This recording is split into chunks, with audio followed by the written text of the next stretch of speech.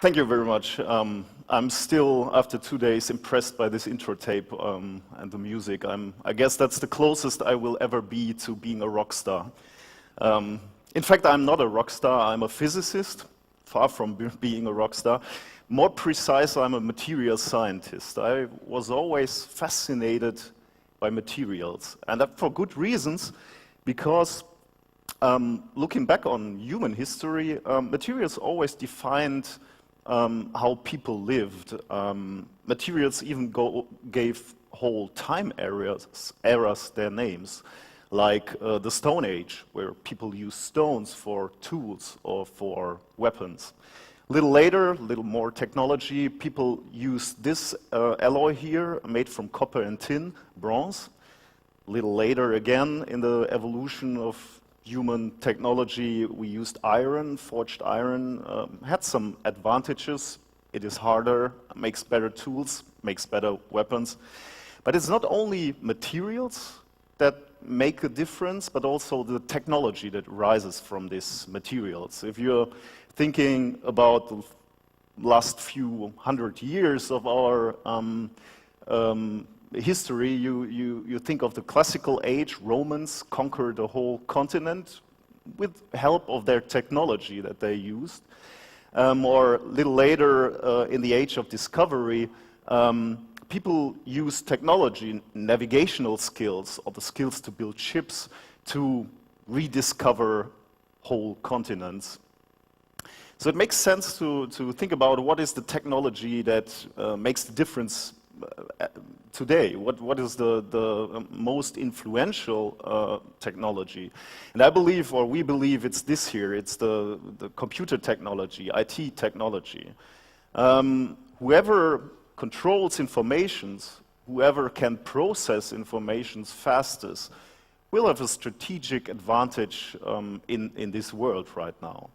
So that gives the frame for the presentation I want to give you today. As Mitch already said, I want to talk about a little bit about computers, where we are and where we are going. I want to show you that we are heading into, or we're coming to a point where evolution of computer technology is a little bit stopping, and we are thinking about revolutions now. I'm going to show you why quantum computers might play a role in this revolution. I want to show you some concepts of quantum computers. And I want to show you what diamonds have to do with these quantum computers. And if you stick with me, stay with me through this quantum physics that we are talking about, I promise you that I give you the recipe for making your own do-it-yourself diamonds. So stick with me, and the second half of my presentation will bring you the recipe for homemade diamonds. But first we have to look a little bit back in computer history, I would say. And whenever we're talking about computer history, this is the diagram that is most important here. It shows Moore's law. Basically, last few decades, the time frame, and what we see here on the y-axis is the transistor count, the number of transistors on a microchip. So we started rather poorly, with a few thousand transistors on one chip, but that increased enormously. And in fact, that's what Moore's law describes. These transistors on one chip, or the number of the transistors, double every 24 months.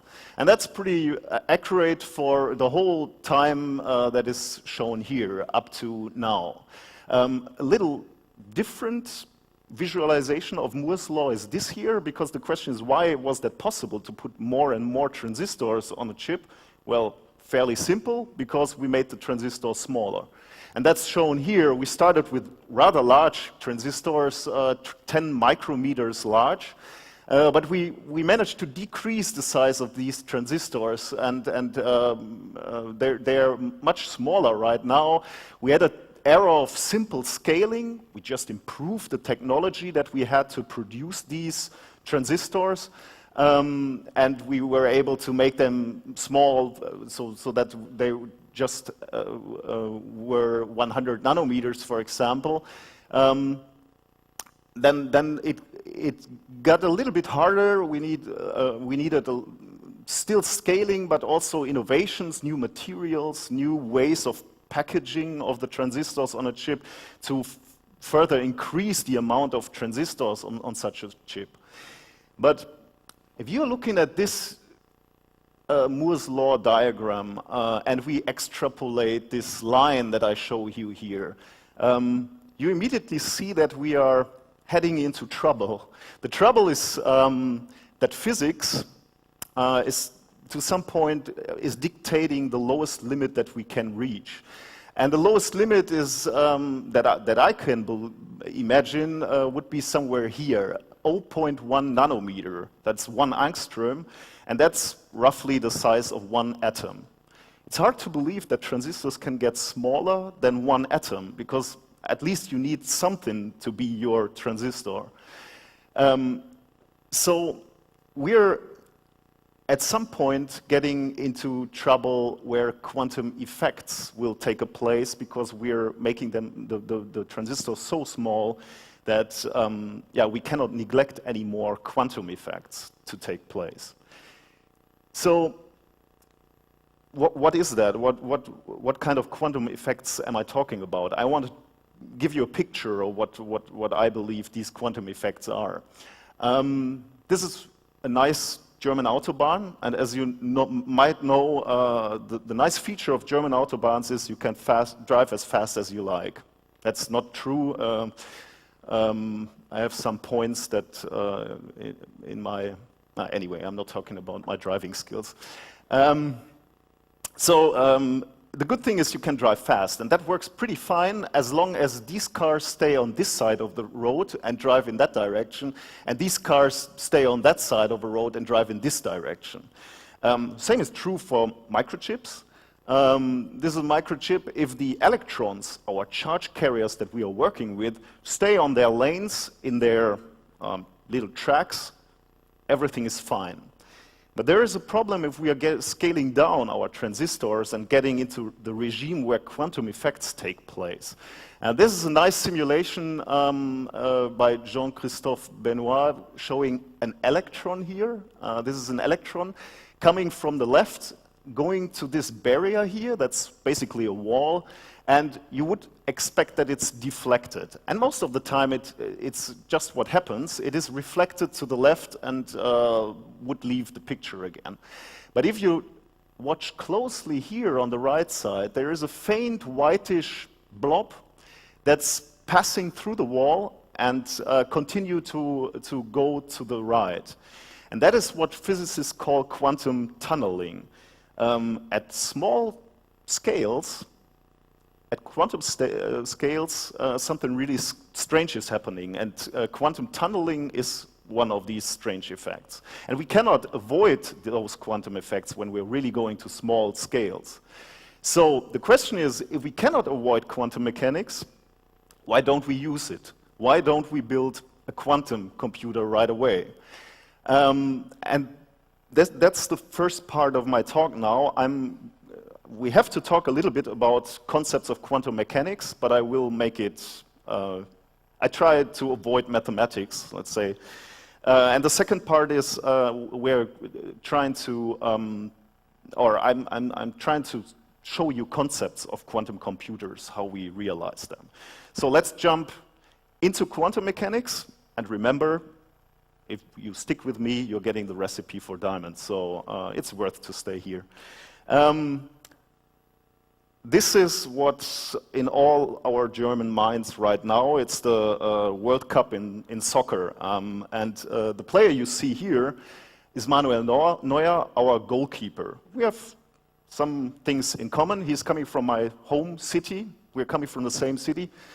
He's a little bit younger, and he chose a different career path.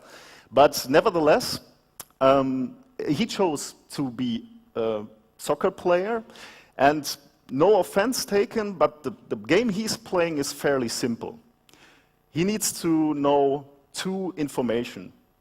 He needs to know where the ball is, and he needs to know where the ball is going. That's all. That's a fairly simple game, This game would be more complicated if we go to quantum soccer, and I'm going to show you quantum soccer now.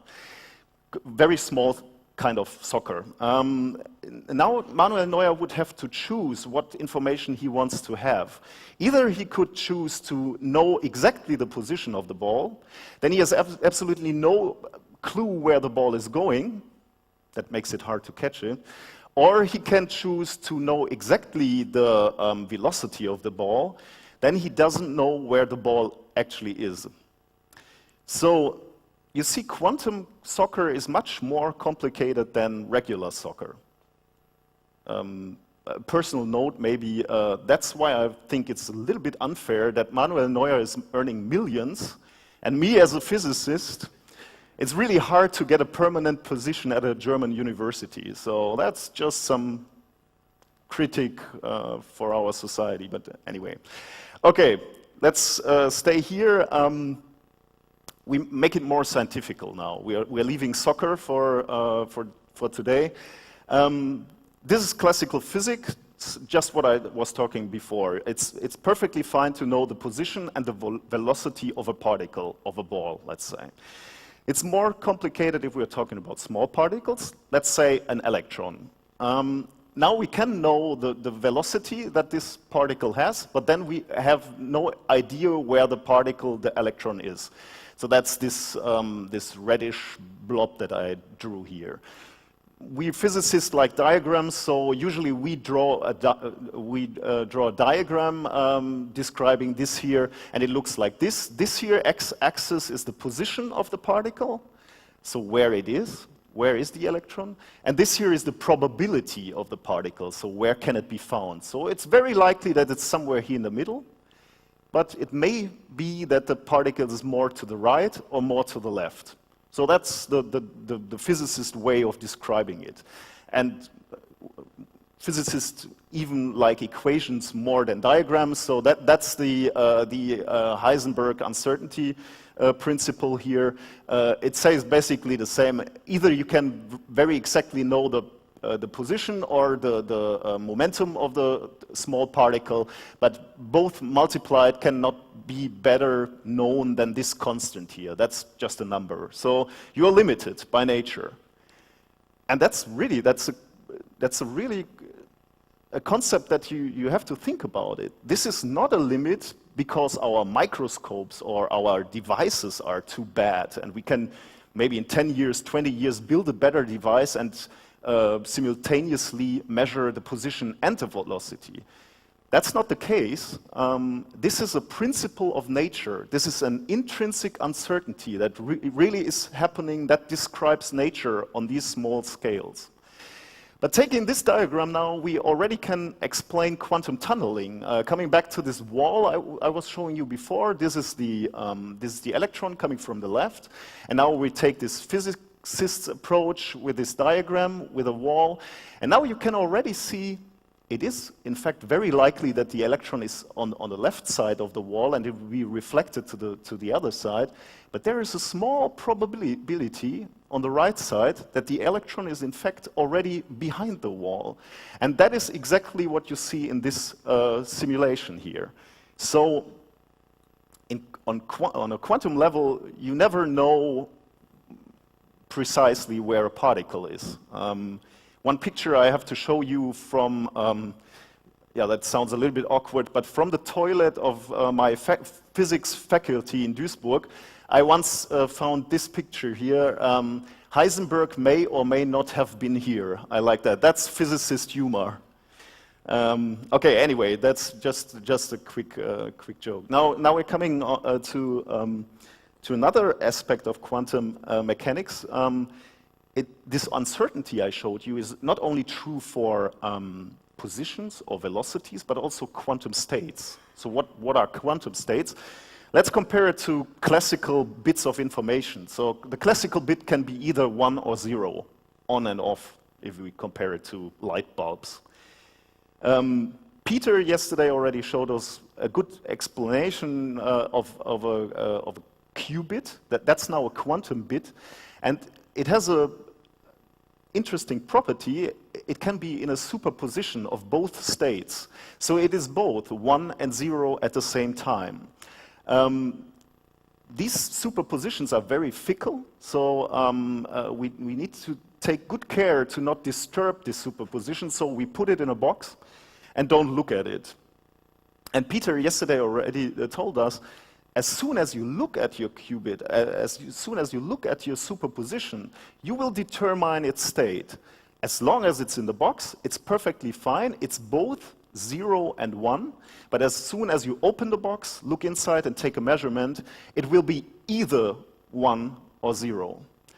And that's a remarkable difference to the situation I show here on this slide on the left. So if I flip a coin, that's always the scary part in a presentation. I'm always scared of flipping a coin and catching it in front of an audience. So I luckily caught this coin, and it's now on my hand. So is that a superposition now? No, it is not. This situation is described by the probability. Either it is heads or it's tails, and my ignorance, because I haven't looked yet. But still, the decision was already made, so it is either heads or tails. This is not true for our superposition. Saying that again, the superposition, there is no decision made yet. As long as you don't measure, there was no decision made. So that's really a superposition of 1 and 0. Okay, what is a qubit? Now I was talking about strange things that I call qubit, but what is it? So can we have some of these? Yes, we can, and I show you that. Again, with a comparison to classical bits. Classical bits, 1, 0, could be imagined like these spinning tops for children. So they could either be in this direction or upside down and spinning in different ways. If we're looking now at qubits, there is something similar in quantum mechanics that we assign to particles, and that's what we also call spins. So small particles eventually have spins. Nucleus, for example, electrons, photons, they have spins. You cannot imagine that as really like spins, like the electron is not really spinning, but they have an effect that we can use, and that's a magnetic field. So an electron, if you take an electron, it will have a spin, and that spin can be measured by a magnetic field, so the electron will have a north pole and a south pole. If you bring that now in a magnetic field, here's the magnetic field, then you can imagine the electron to be some kind of small compass needle. So the compass needle will align in this magnetic field. Obviously, the north pole will direct to the south pole of the outside magnetic field. And you also can invest a little bit of energy and twist your little compass needle in the other direction. That will cost you some energy, but you can do that. And please keep this image in mind, because that's what we later need when we build our quantum computer. We will actually twist our little magnetic compass needle in our quantum computers. So we can do that. If we want now to describe our qubit, we need two information, basically. How likely is it that the little magnetic compass needle is facing up? And how likely is it that it's facing down? That's the two informations you need to describe it. That's not very exciting, I would say. It's getting exciting when we use more than one qubit. Again, we're starting with a classical 2-bit system with these spinning tops. And this system, out of 2 bits, can have 4 states. Both spinning tops can be down, one can be up, the other one can be up, or both can be down, up. Was I starting with up? Or anyway, but you get the idea. So 4 states. If you want to describe the system you have to me, you need to give me 2 information. First information is what is the state of the first bit, and what is the state of the other bit. So two informations needed to fully describe this system. It's getting much complicated when we are looking at qubits. There are simple cases, so both qubits facing up, both qubits facing down. But this here, the entangled regime, that's a little bit more complicated. And you need quite some mathematics to explain or fully understand it, but I leave that out. I just try to explain it with my hands. So in that entangled regime, you have one qubit facing up, the other one facing down. And those qubits are perfectly free in whatever direction they want to take. So they can look in any direction they want, not just up and down, but any direction. Perfectly free, perfect freedom, with one exception. If the one qubit is facing in one direction, the other one is facing in the opposite direction. So that's the basic idea. So you see there are more possibilities where how the qubits can be, or in what direction the qubits can face. So what you need here to explain this system is you need 4 information. You need this information A, B, C, and D, 4 information for 2 qubits. And it's getting more and more complicated if you have more entangled qubits. It's really getting complicated if you look at this diagram here. This here down, the blue line is the classical bit situation, not getting much more complicated with more bits. But this here, this qubit system gets really complicated, and this is the equation 2 to the power of n. So the more n's, qubits you have, the more complicated your system is getting. Or you can formulate it the other way around. The more qubits you have, the more complex the problem is that you want to describe with your entangled qubit system. In fact, if you have 300 entangled qubits, you need more information to describe this system than we have atoms in the universe. So these systems are really getting complicated and have the capability of describing complicated problems. One more thing, if we're talking about entanglement, and Peter yesterday showed us that calculations are really fast, or information flow is really fast with qubits, entangled qubits. So in a classical 8-bit register, if you want to do calculations, if you want to rewrite a register, you need time, because you need to address every single spot in this register. In qubits registers, that's a little bit different. We have this entangled system of qubits, and if we measure one or modify one, that will immediately take an effect on all other qubits too. So if we modify one, immediately we are changing all the others. Right? As I told you, they are not independent of each other. So, and yesterday we already heard that you could, even if you have 2 entangled particles, you could take the one and put it in one galaxy, and you have the other one, put it in another galaxy, and they are somehow communicating over those long distances. There was this story that Einstein didn't like this concept at all, because there was no limit of speed, like he was believing, like this upper limit of speed would be the speed of light. So he didn't like this concept at all, and even other physicists like Niels Bohr here, he said, if quantum mechanics hasn't profoundly shocked you, you haven't understood it yet. So relax if you have some problems to understand it. Niels Bohr was one of the founders or inventors of the quantum concept. So it's no wonder that we have problems to fully grasp it. But I want to show you, you could ask the question, are quantum computers faster than regular computers? Well, I would say no. They might even be slower, but they have advantages. They have advantages when it comes to complex problems, where you need a lot of calculation steps to get to a result. One of these problems is this here, the traveling salesman problem. Very easy problem, And you would expect that there is an easy solution for that, but it is not. You have this traveling salesman here, and his task is to visit cities.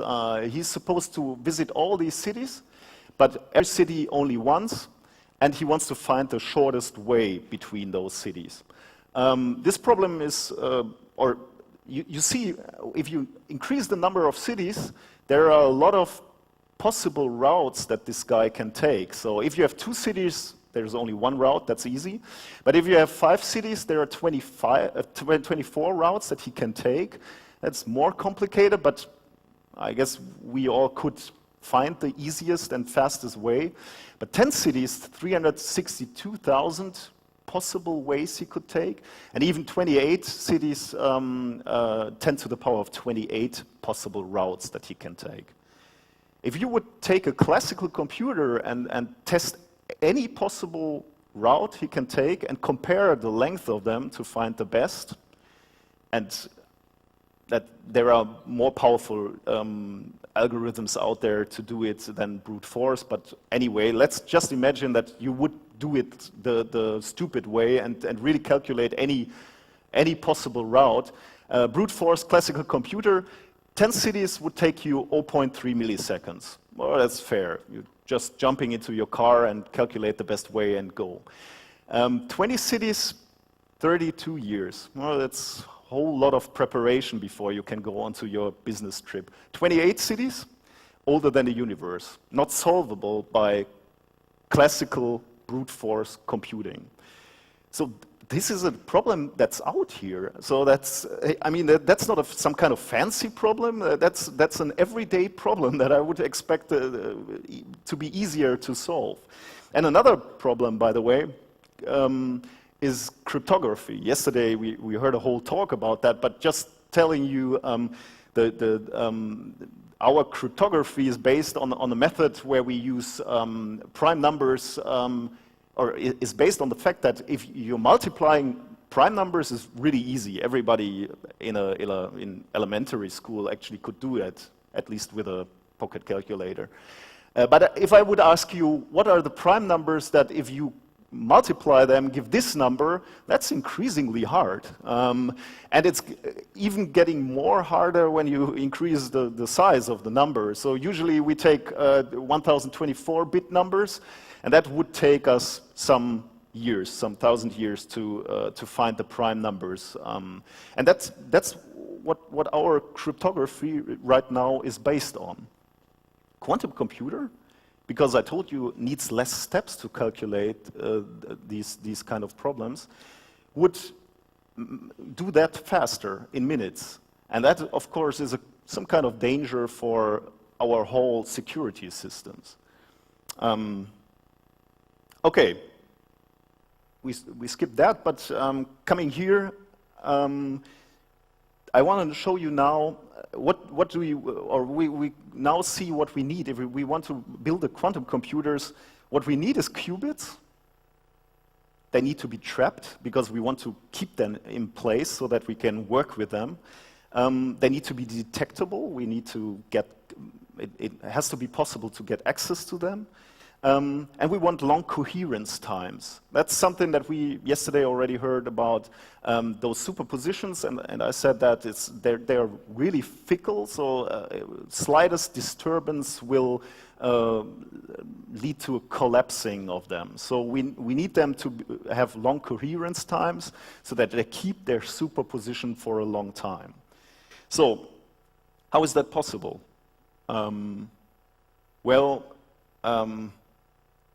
Right now, it's hard. It's really hard.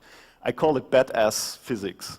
You need really huge machines. You need to cool down your chambers. You need to trap like electrons or the nucleus of atoms at a certain position. So you need magnetic fields and all this stuff which is expensive and huge. So it's really hard to imagine that anything like this will ever end up on your office desk, for example, if you like to buy something like that. So physicists were always looking for alternatives, better solution of these concepts. And they were pretty surprised, and I was also pretty surprised because I was working with this material for quite some time, but never thought about such an application. They were pretty surprised to find it here, in diamonds. Fairly regular single crystal diamonds. Although with some modifications, and I like this quote here from a physicist again, Colin Humphreys. He said, crystals are like people. It is the defects in them which tend to make them interesting. And that's what we are looking here today. We are looking at perfect crystals with some defects, but defects just like we want them to be. And to be more precise, we're talking about defects that we call NV centers. Why are they called NV centers? Well, this here is the perfect diamond crystal, and now we're bringing in some modification. This here is a nitrogen atom on one specific position in our crystal, and right in on the next, I haven't said, that's carbon here. Diamond is made out of carbon, so these are all carbon atoms. This is nitrogen. And the next neighbor is a vacancy, so there is one atom missing. So if you have this kind of defect, specific defect, a nitrogen next to a vacancy in a diamond crystal, you have something which is pretty neat for us to work with, because this is a trap for electrons. You remember, electrons have a spin. Electrons could be our qubits. So we have a trap here where we can trap in a diamond crystal an electron. And electrons have a long coherence time in diamond. Why is that? Because diamond is made of carbon, very light element, but the bonds between those carbon atoms are very, very strong. So what would disturb our electron, our qubit in this crystal, would be lattice vibrations. So the crystal, like moving, phonons is that we physicists call it. So lattice vibrations would disturb our qubit. But there are basically no phonons, no lattice vibration at room temperature for the diamond crystal.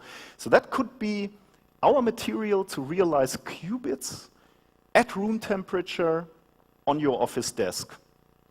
But we said something else. We need not only the qubits, but we need also to make them detectable. So how can we detect our qubits in a diamond lattice? Well, we do what physicists usually do. We shine light on it. We shoot with a laser on it. And what you see then is we have some kind of light coming back. And this light can be detected with spectrometers, or with spectrometers. And what you see here are single NV centers in our diamond. So now we have an information. We get a light coming from these NV centers, and that's the information, or that's our way to detect our NV centers. Now, coming back to everything I told you about quantum mechanics, you remember we have this spin in our qubits, and we want to put them in one direction or in the other one to make it a 1 or a 0 or a superposition. Show you now how we do this in diamond. So this is the electron on the ground state. What happens, and maybe you remember that from your physics class in school or college, if we shine light on it, it will get excited. It jumps up on an excited energy level, and eventually it will jump down and will give off this energy that I was talking about, this fluorescence light here. So we will detect this light, and this is our our 1. Now we change we do the same experiment, but we change it a little bit. We start again with the electron on the ground state, but now we give it a small notch by microwaves, a small bump of energy. What happens here is then we lift it a little bit energy-wise. In fact, we turn its spin by that. You remember this compass needle in a magnetic field that I was talking about? You need a little bit energy to turn it in the other direction, and that's exactly what we do here. We use a microwave pulse to turn the spin up, and now we do the same experiment like here on the left side. Again, we shine laser light on it. The electron jumps up to the excited state, but now something else is happening. It's not directly jumping back on the ground level, but it takes, for a short time, an intermediate level and jumps back from that. The funny thing about this here is there is no detectable light now, or at least not in the frequency that we are looking at. So you see now we will getting a different signal, either our spin was up or down. So we have a qubit, we can write it, and we can detect it, and we can write and read it. So this is all we need, and also what we also can do is if we make this bumping of microwave energy, this pulse of microwave energy precise, we can also make a superposition of this for this qubit and have this superposition that we want to work with. Okay, seems like everything is fine. We only have diamonds. That is, of course, a problem. Not every physicist has huge amounts of diamond in their laboratories, but this is where we are coming closer to the do-it-yourself part of this presentation, because can we find diamonds that are suitable in nature? No, because there is a problem with diamonds in nature. First of all, they are pretty rare and expensive, but most of all, they are dirty. They have inclusions, elements that are not supposed to be there if we want to have these super clean diamonds for quantum computing. So we cannot use these. Can we make our own diamonds? Well, what comes handy when we're talking about making own diamonds is this here. It's a phase diagram of carbon. What you can see here is this is all carbon, but in different forms. So at low temperatures, at low pressures, carbon likes to be graphite. We cannot use that. What we want is this here, this regime up here. It's diamond, and it's not surprising for you what you need to make diamond. It's really high pressure and high temperature, because that's what nature basically does. It takes carbon, presses it really hard, uses energy, temperature, and makes diamond from this carbon. Can we copy that? Of course. People doing that. These are large presses, commercially available and industrial used presses, to actually take graphite, put it in some kind of capsule, press it really hard, add some temperature, wait some days, and these things here will fall out, diamonds. I think they are beautiful, but unfortunately this yellow color comes from vast amounts of nitrogen in the diamonds. And although we want to have nitrogen for our qubits in the diamond, we don't want so much nitrogen in the diamond, because if you have so much diamond, the qubits will interfere with each other, and you will never be able to use this as a quantum computer. So the idea was, if we cannot use the method that nature is using, why can we find another method where we actually taking small building blocks and putting together our perfect diamond crystal? Just like my son would play with Lego and using these Lego bricks to build new structures, couldn't we take single atoms or molecules and put them together to a perfect crystal? Well, in fact, that's possible. The question is, where are you getting the carbon from that you need for the diamond? And we take simple gases. We need hydrogen and we need methane. And that's the reactions that are happening then in our gas if we in fact add some energy. Add some energy and you will break this hydrogen here and have atomic hydrogen. And this atomic hydrogen eventually reacts with the methane, CH4, and you will end up with hydrogen and a radical CH3. This radical CH3, as I will show you later, wants to find new binding partners and goes together and builds a larger crystal. And if you choose the right properties, I would say, you will end up with a diamond crystal. And I started, I would say, like 10 or 15 years ago with making my own diamond, and back then with a really simple approach. And this simple approach looks like that.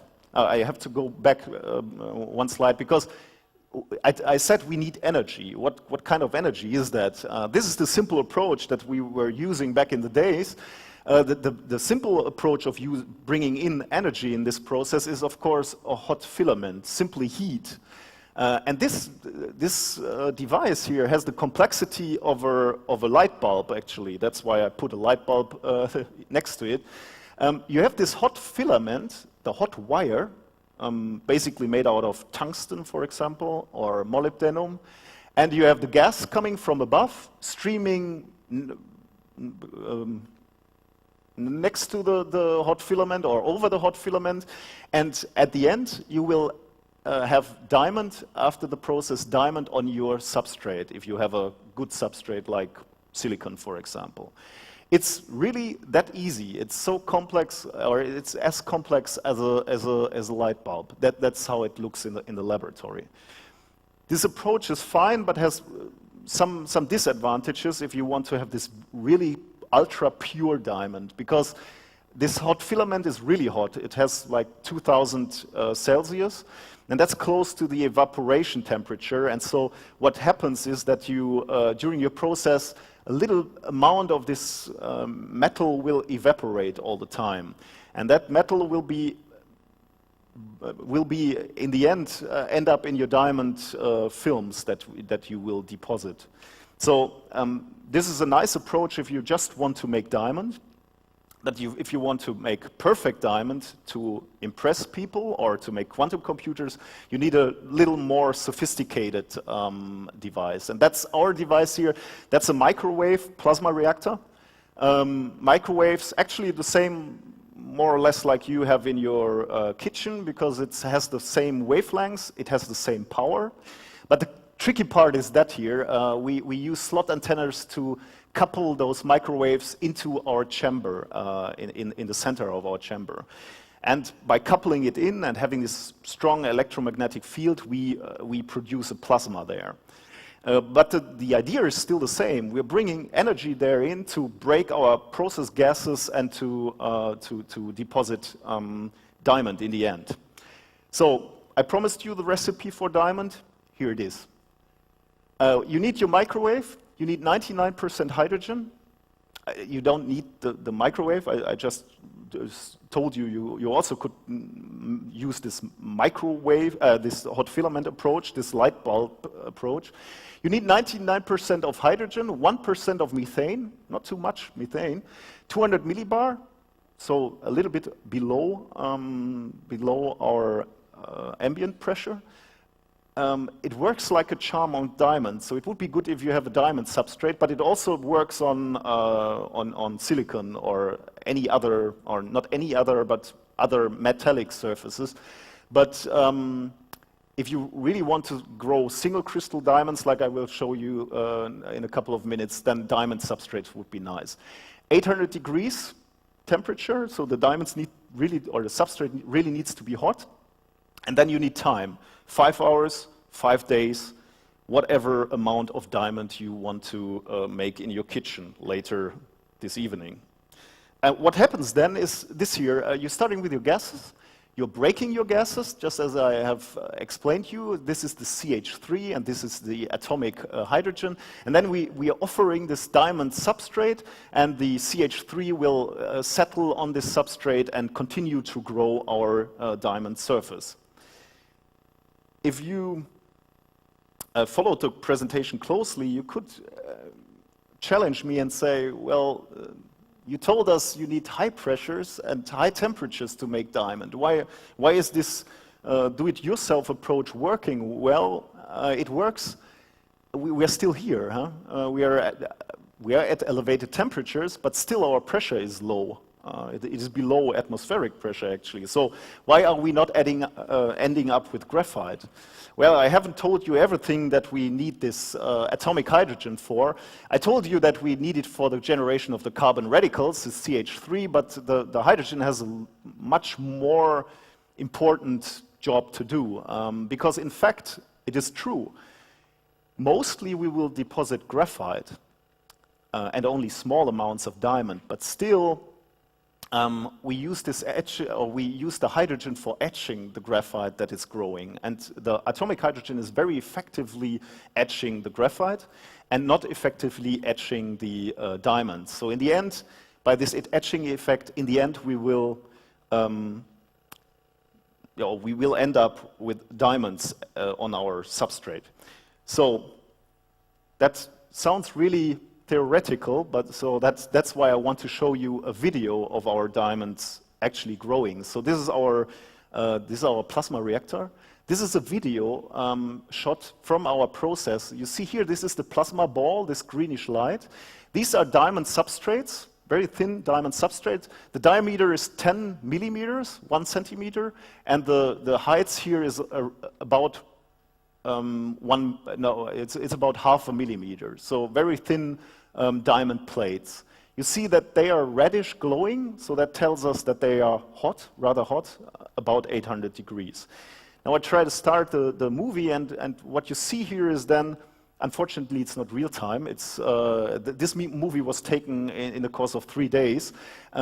Take a look at this diamond here, because you see these growing waves going over the substrate. I like this video.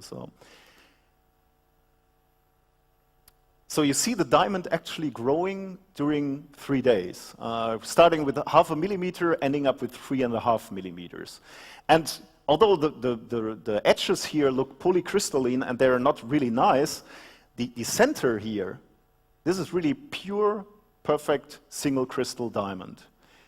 So I was, of course, curious how they would look like, because they are shabby when I put them out of the chamber. They are black. I know that they are perfect inside, but you cannot see it. So I laser cut this ugly stuff away and went with them to a shop where they polish crystals, and I asked them to make a brilliant cut and polish them like a brilliant for like you would put in rings or something. So I asked them to do that for me, but the guys there were they were suspicious because they had never seen such a material. So they asked me, what kind of material is that? And I told them it's diamond.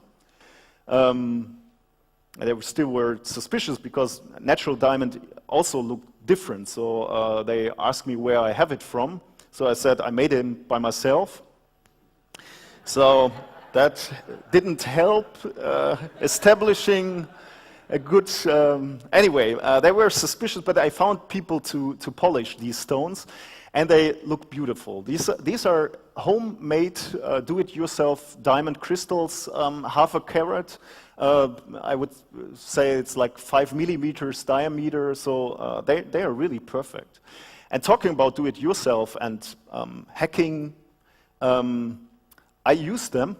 I was hacking my own wedding, actually, because this is a necklace my wife was wearing during our wedding, wearing a necklace with self-made diamonds. So whoever said that physicists cannot be romantic? So anyway, okay, we can make perfect diamonds, but we don't want to have perfect diamonds as long as you're not trying to make weddings. This is the perfect crystal, diamond crystal we were starting with, but remember I told you we need to get these NV centers in there. How are we doing that? Okay, we're taking our perfect diamond crystal, and then we're taking our ion guns, and I love this moment in the presentation every time, because especially if you're talking in front of kids, they're really impressed that physicists have something like ion guns.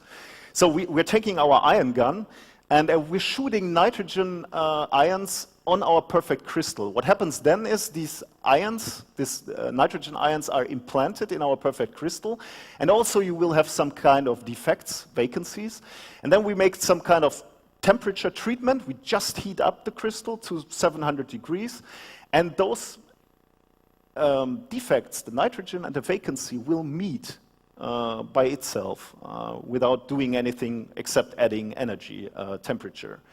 This is one way of doing it, and the other way of doing it is we are growing diamonds. I just explained to you how we're doing that, And at one point, eventually, we add to the growing process, I told you we are using hydrogen and methane, but at one point, we add a small amount of nitrogen and continue to grow.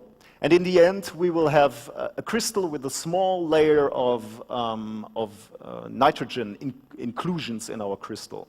And then we take our electron gun, we also have something like that, and shooting on our crystal. And with electron guns, you can bring in vacancies in our crystal. And then again, this temperature process, healing of crystal, and nitrogen atoms will find the vacancies, and we have our nice nitrogen vacancy centers that we can use for quantum computers. And people actually did that. This is my, I guess, final slide. People did that. We are at really early stages of realizing these concepts of quantum computers with diamonds. But in April 2012, I'm sparing you the details, but there was a 2-qubit diamond quantum computer running, and it was proved that they could actually make calculations with that.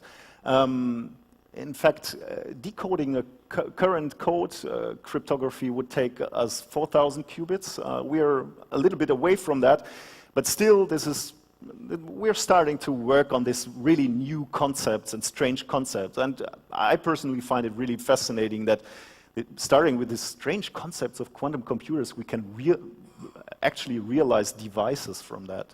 And people are interested in that. As you see here, 2014, Edward Snowden had a document stating that the NSA runs a 80 million research, I like the name of it, they have cool names for their projects, penetrating hard targets, to develop a quantum computer. So people are starting to, they see the potential in these kind of applications, so people starting to work on them. I want to finish with one quote. We're going back. We started in the early history of human mankind, and we are going back some 1,000 years, 2,000 years basically. This guy here, Plinius Secundus, he was making some kind of top 10 list of the most precious materials at that time, 2,000 years ago. In this top 10 list, there are some materials that we would expect. There's gold in there, there's silver in there. There are some materials that we wouldn't expect. There is a hard wood that he put in this list because the Romans liked to make this huge office desks from this wood, so that is a bit surprising. But on top of this list, on top of this top 10 list of most precious materials, he put diamond, and he said a nice sentence. He said, "Maximum in rebus humanis, non solum inter gemmas, pretium habet adamas." I tried to translate it. My Latin is long ago, but if you translate it, it's something like the highest in all human affairs, not only in gemstones, that is the diamond. So, and with that thought, I want to finish my presentation. I like the idea that 2,000 years ago, diamond was the material of choice. 2,000 years later, in a really high-tech application, again, we're looking at diamond as the potential material. Thank you very much.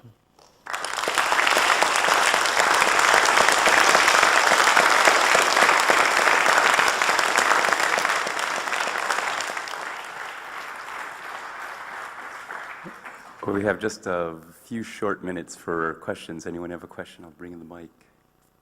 There.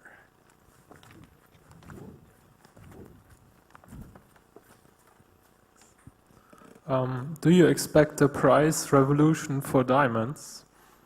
The question is if the price is dropping, if everybody's able to make their own diamonds, or... yes. Of course, that is the biggest fear of anybody who is dealing with diamonds, with natural diamonds right now. And people don't like it at all that scientists are starting to grow their own diamonds. They are pretty scared, actually. They are fighting a fierce battle to distinguish between laboratory-made diamonds and natural diamonds. So they try to investigate if they can see either they're coming from a laboratory or from a dark mine in Africa. Sorry, I didn't quite understand why a quantum computer would need less steps. Why it needs less steps because actually because it can calculate in parallel. So the concepts of quantum computers, I spared them actually a little bit here to not fully extend my time. But the basic idea is that a lot of calculation is done parallel and not sequential. So that's in short, basically. How hard exactly is it to actually make diamonds with a microwave oven and some DIY vacuum pump equipment? And why don't we have a diamond making machine in the foyer right now? Yeah, maybe I was actually thinking. So I wouldn't advise people start using or producing diamonds tonight in their kitchen and start experimenting with hydrogen in their kitchen. So please don't do that, or at least don't mention my name. But I mean, this microwave plasma source is quite fancy. But this approach with the hot wire, this older solution, by the way, that was invented in the I think 70s or even 60s. We could. Or you could easily do something like that. You need some kind of power supplies, you need gas and a vacuum pump, and you can make diamonds. But of course, we're not making single crystal diamonds then, but more like polycrystalline diamond surfaces. So, but still, you could make diamonds, yeah.